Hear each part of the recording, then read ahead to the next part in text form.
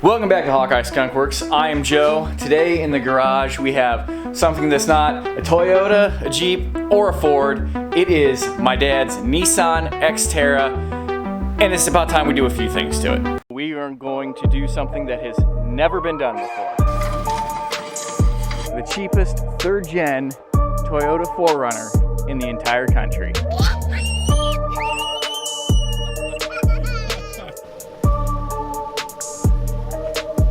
I have bought another 4Runner. Dad, everything is blowing!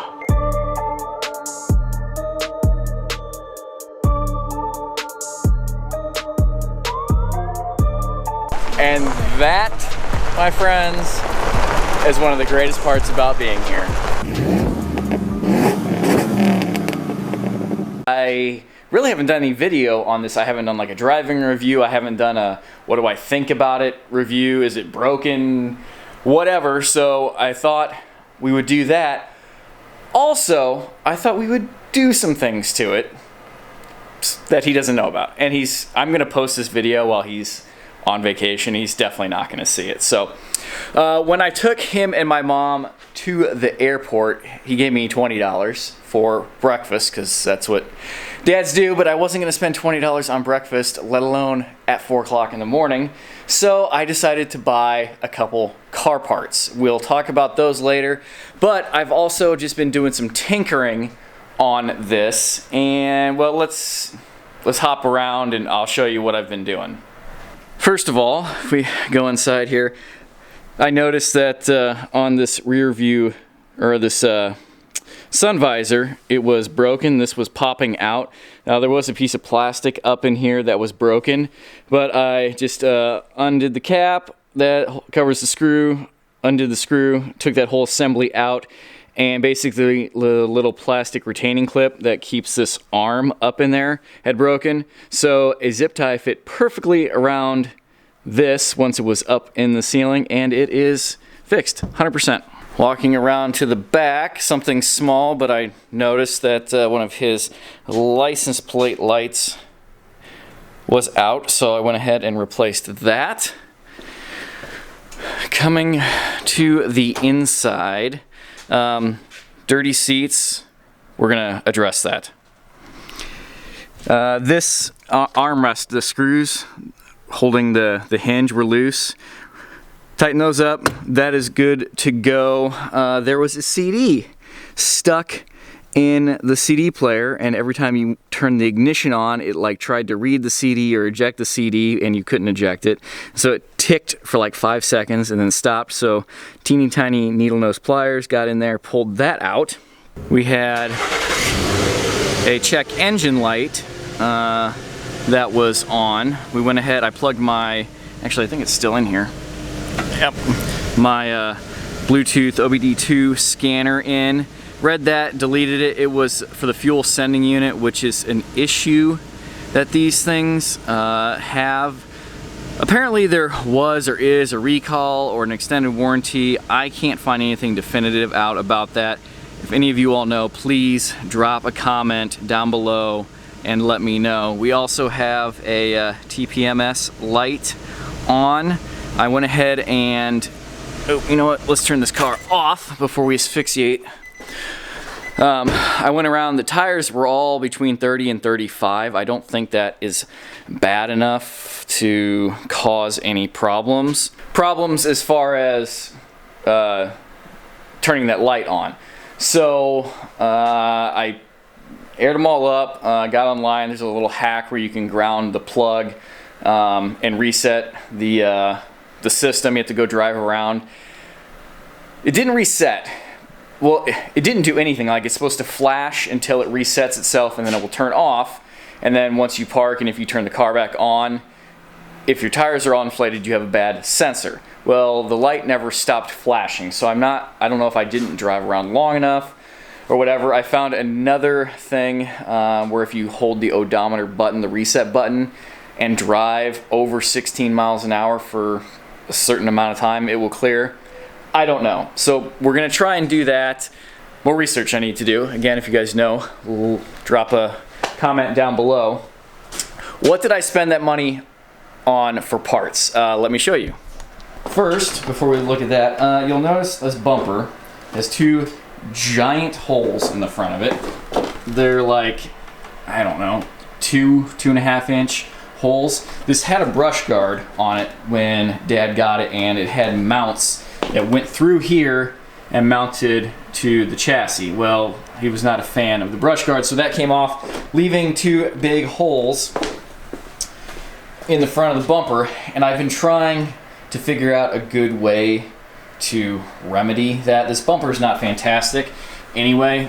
This can't be just glossed over with a Cerakote wipe or something. The actual finish is coming off. We really need to like take it off, sand it down, and bedline it or something. So I figured I can't really ruin it any more than it already is. So I hopped on Amazon and I bought the 29,000 4.5 star review LED lights, the flush mount LED off-road lights. So all we are going to do is, did I mention my dad doesn't know that I'm cutting more of his bumper away and putting lights in? He doesn't, but I'm fairly certain he won't mind. Those lights are going to look way better than having holes in the front, especially after we refinish the bumper. And Dad will probably never use them, but if he ever goes to sell it, he won't have to explain why there are holes in his bumper. I also picked up, this is a fog light switch, an aftermarket switch that will fit in the dash. Right here, these are just blanks. I believe in the truck, in the Frontier, this is a bed light switch front and off. Like Toyotas, 4Runners, Tacomas, whatever, there are companies that make switches and USB chargers that fit in those blanks on the dash and the center console, which is really awesome. This has got a 4-wire hookup, so power ground, power to the accessory, power in, power out. No, power in, power out, ground, and separate power to turn on the backlight when you turn the headlights on, all the dash lights come out. Of course, it didn't come with any instructions. Thank you for that, but I've done some of those before. Air compressor. We are also going to clean up his headlights. Now, they don't actually look too bad on camera because it just looks like there's glare, but basically the whole top half of these lenses is really fogged over. It's pretty bad. I'm actually going to be using a product. I'm going to be beta testing, is that the right term? For a product that has not come out on the market yet, a company that I've kind of worked with before in the past. I talked to them about doing something like this, and they said, yes, we have something. Would you like to try it? So I'm going to try it. I will show you the results because I'm fairly confident it's going to be good. I am going to video that process, and once that product does come to market, I will be able to drop that video and show you guys how that's done. I'm really excited. Looks like a great product. Looks really easy to do. So we are going to do that. Something else that we are going to do that I've been nagging my dad to do, and you all have constantly reminded us to do, is bypass that internal transmission cooler that's in the radiator. It has an external one as well, but they're piggybacked together, and these radiators, and it's not just these, like a lot of vehicles do this and have this problem where the insides of the radiator just start to get old and go bad, and then you'll have antifreeze and transmission fluid getting together and ruining everything. So we are just going to cap off the radiator portion and run strictly the external one. All of my research has said that unless you are towing a lot with one of these or live in a super hot climate, that one external cooler that is on here is plenty. So we'll do all that. We'll drive it around. I'll recheck the fluid levels, and I'm not going to film all that because it's dark and dirty underneath there. Maybe I will be able to show you the afterwards. After it's cleaned up, after I've worked on it, and we'll go from there. This has a remote start on it, and I'm trying to get a hold of the company to diagnose some issues. It's a Viper remote start. If any of you guys know anything about Viper remote starts, let me know. It seems to be professionally installed. I have 2 of those professionally installed on the Jeep and the Explorer. They're fantastic systems. This one is a different system. I think it's probably a little bit older, probably when this vehicle was new. It attempts to start the car, but it won't. I can put the key in the ignition, just push it in, not turn it on, not turn it to accessory, nothing. Put it in and hit the remote start button and it starts. So apparently there's something, the computer or the brain for the starter system is not reading the chip. I don't know, but I was monkeying around with the chip key that I have and the remote, and even just like holding the key next to the ignition didn't start it. It had to physically be in it, so it's tripping something in there. And I don't know, hopefully during business hours I can get a hold of Viper and maybe we can diagnose this thing, because Dad does park outside and having a remote start would be really awesome. I'm getting tired of holding this camera, so I'm gonna go do some work and we will come back and show you all of my progress. Alright, for anyone who cares, we're underneath the Xterra looking at the transmission cooling lines, and so we've got one line there and one line there, and then you see there's a port on the bottom of the radiator here and a port on the radiator up here. Now this is just looped. It's completely bypassed. It's just looped to keep it all closed off. I could have capped it or something else, but that was pretty easy. This hose originally went there, and that hose that is now there was originally here. So take that one off, put it there, take the one off from there and put it here. I trimmed a couple inches off each hose just to make everything tightened up. So now this radiator is bypassed and we have going to the external cooler, coming back, or vice versa. You get the idea. Back to the bumper lights. You can see I've got one installed there. Doesn't look too bad.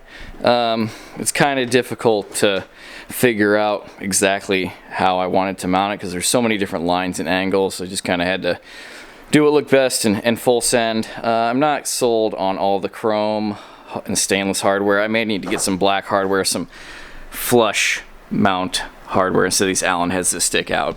But you'll notice the other one is not installed because it was broken. When I took it out of the box, it was broken, but thankfully we just do a exchange from Amazon. No big deal.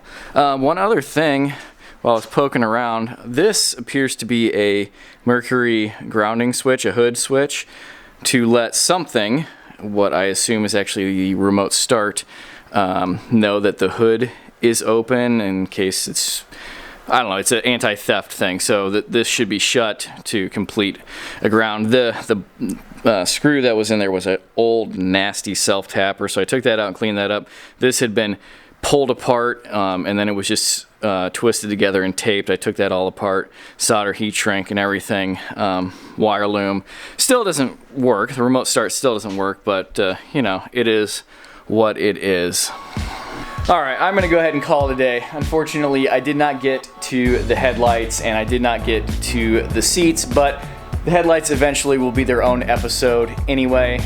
Later on, you guys will get to see that, but I will go ahead and I'll do it and show you the results before I give the Xterra back to Dad when he gets home from vacation. And the seats. I did not get to the seats. I decided I'm going to make that its own episode as well. I'm going to bring the extractor. We have I don't know, carpet shampooer, like a big vacuum carpet shampooer thing, but it also has a wand that's an extractor that works great for doing upholstery. So until then, if you guys have any recommendations or info for me on the Xterra, things that I should do or whatever, if you got any ideas about the remote start, hopefully I'll get some answers from Viper this week. Let me know. Drop those comments down below or email me, hawkeyeskunkworks@gmail.com. Give the Xterra a thumbs up. Give the video a thumbs up if you enjoyed it. Hit that subscribe button if you aren't already. Follow the links down below over to Instagram and Facebook, and follow me over there because I post more than once a week over there. So until next time, thank you for watching. Take care. Goodbye.